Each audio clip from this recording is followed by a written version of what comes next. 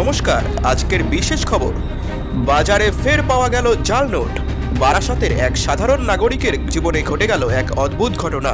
বারাসতের এক স্থানীয় বাজারে এক সাধারণ ব্যক্তি একটি নোট পান তাদেরই আত্মীয়দের কাছ থেকে।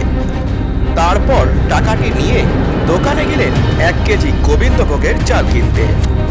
দোকানে টাকাটি দিতেই ঘটে গেল এক অদ্ভুত ঘটনা। দোকানদার বলে উঠল, এটি জাল নোট। তারপর সেই ব্যক্তিটির কাছে অনলাইন থাকার জন্য তিনি রেহাই পান। আপনারা দেখতে পাচ্ছেন হুবহু একদম অরিজিনাল নোটের মতন।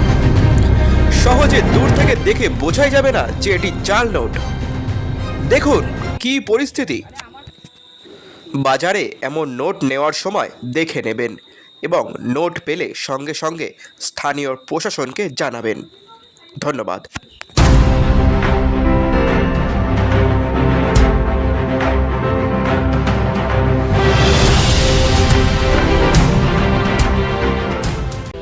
অত্যন্ত দারিদ্র পরিবারের সন্তান। খুব কাছ থেকে দেখেছি মানুষের দুঃখ কষ্ট, খুব কাছ থেকে অনুভব করেছি মানুষের দুঃখ কষ্টের লড়াই। মানুষের কথা, মানুষের ভাবনা, মানুষের দাবি আমরা তুলে ধরি নির্ভয় নিরপেক্ষভাবে। গ্রামের পথ থেকে শহরের চৌমাথা, যেখানে অন্যায় দেখি সেইখানে পৌঁছে যায় আমাদের মাইক্রোফোন।